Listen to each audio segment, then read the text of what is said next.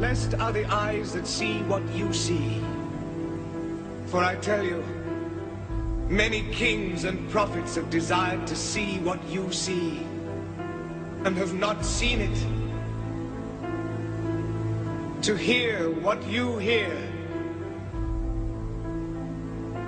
and have not heard it. I thank you, Father, for hiding these things from the learned and the wise, and revealing them to the innocent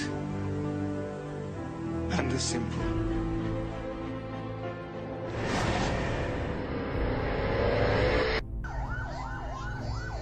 In the wake of the Christmas market attack in Berlin and the recent slaughter of Egyptian Christians as they worshipped in Cairo, Christians around the world are bracing themselves for more possible attacks this Christmas.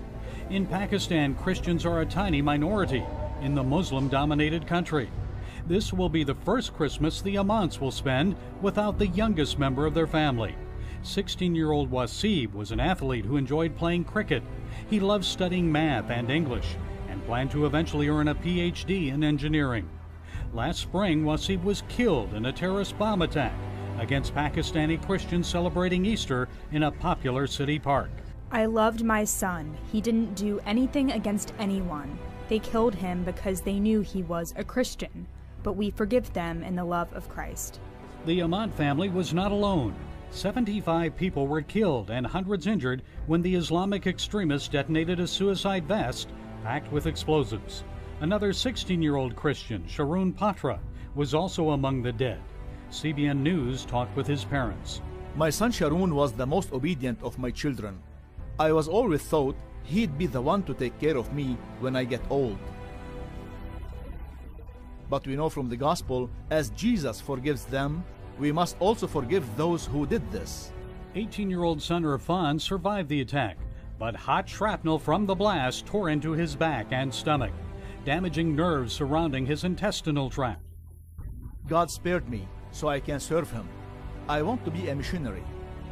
Pakistani Christians are on edge, taking precautions against more attacks this Advent season.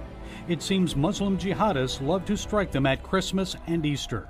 Islamic terrorists also struck this church, Christ Church, in Johannabad, Pakistan, in Easter 2015. 14 people were killed in 2 explosions that also struck St. John's Church. Wilson Chowdhury of UK Pakistani Christians says attacks against churches and the persecution of Christians will continue in Pakistan as long as school children are taught to hate non-Muslims. Christians and other minorities are demonized, they're caricatured. In the case of Christians, they're often labeled as spies of the West, and this is in the national curriculum. Nearly 250,000 people lost power in this small Ukrainian city when it was targeted by a suspected Russian attack last December. Vasyl Pemchuk is the electric control center manager and told us when hackers took over their computers, all his workers could do was film it with their cell phones. It was illogical and chaotic, he told us. It seemed like something in a Hollywood movie. The hackers sent emails with infected attachments to power company employees, stealing their login credentials and then taking control of the grid systems to cut the circuit breakers at nearly 60 substations. The suspected motive for the attack is the war in eastern Ukraine, where Russian-backed separatists are fighting against Ukrainian government forces. But hackers could launch a similar attack in the US. We can't just look at the Ukraine attack and go, oh, we're safe against that attack. Even if we just lose a portion, right? If we have New York City or Washington, D.C. go down for a day, 2 days, a week, how does life look like at that point? Rob Lee is a former cyber warfare operations officer in the US military and investigated the Ukraine attack. He told us some US electric utilities have weaker security than Ukraine. And the malicious software the hackers used has already been detected in the US. It's very concerning that these same actors, using similar capabilities and tradecraft, are preparing and are getting access to these business networks and getting access to portions of the power grid.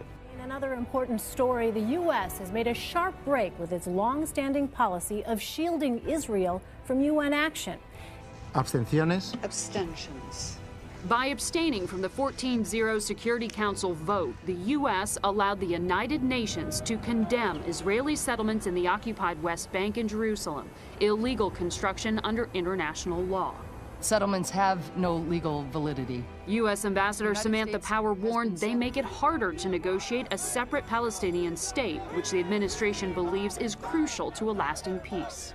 The United States has been sending the message that the settlements must stop privately and publicly for nearly 5 decades. President Obama has had icy relations with Israeli Prime Minister Benjamin Netanyahu for years, due in part to his continued settlement building. Today, Netanyahu's office called the vote shameful and said the U.S. failed to protect Israel. Knowing that the Obama administration was not going to veto the UN resolution, Israeli officials implored President-elect Donald Trump to intervene.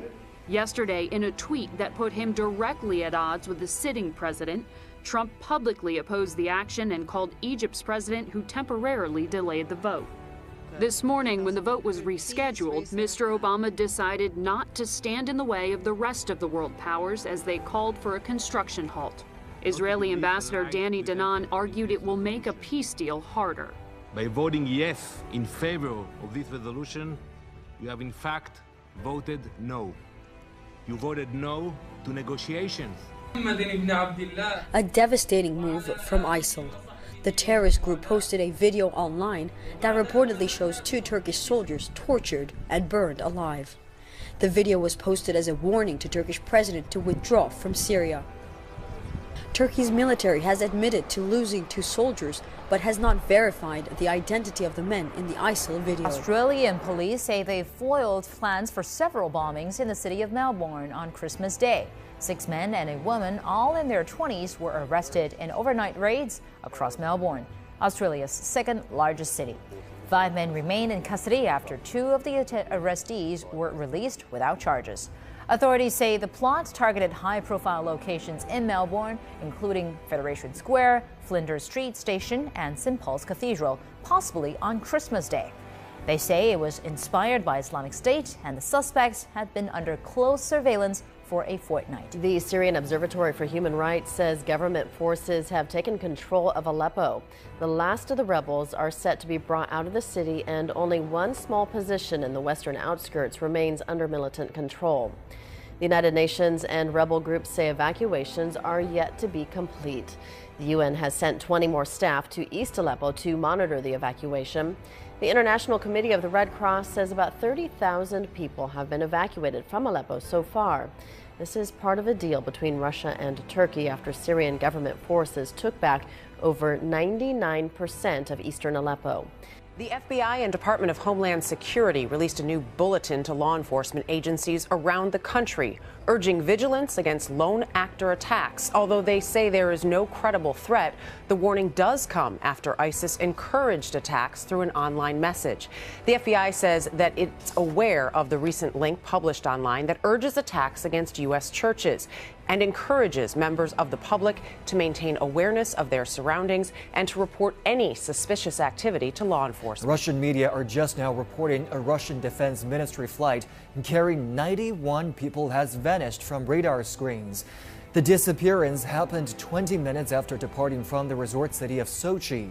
The Sputnik news agency says it was a Tu-154 aircraft en route to the Syrian port city of Latakia.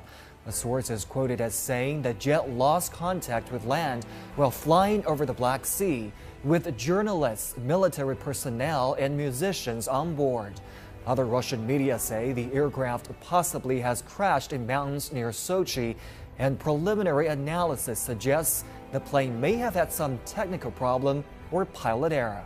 Russian jets have stepped up airstrikes on several towns in the country's rebel-held Idlib province and rural Aleppo. This comes 2 days after rebels evacuated their last pocket area in the northern city of Aleppo. There were also reports of casualties, mainly among civilians, as Idlib has been a target of Russia's heavy bombing campaign against the rebel-held areas for months. Insurgent control collapsed in the city and rebels were forced to agree to an evacuation deal following increased aerial raids and shelling. And the Syrian army has hinted the next major campaign after its victory in Aleppo is to root out insurgents in their stronghold of Idlib. Authorities in the Philippines have evacuated thousands of people in coastal villages, while central and local government agencies are on alert. This ahead of a powerful typhoon headed toward the country this busy Christmas holiday weekend. The Weather Bureau says Noctan, locally known as Nina, packs winds of 185 kilometers per hour and is moving westward at 15 kilometers per hour. Local governments in coastal and mountainous areas have advised residents to leave ahead of possible storm surges, flooding, and landslides.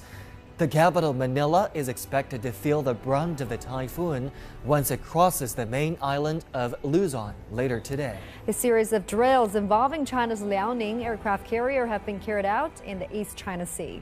Air combat confrontation, area refueling, and other maneuvers have been completed. The J-15 fighter jet also conducted successful landings on the Liaoning aircraft carrier. Since September 2012, military drills have been periodically carried out in East China Sea.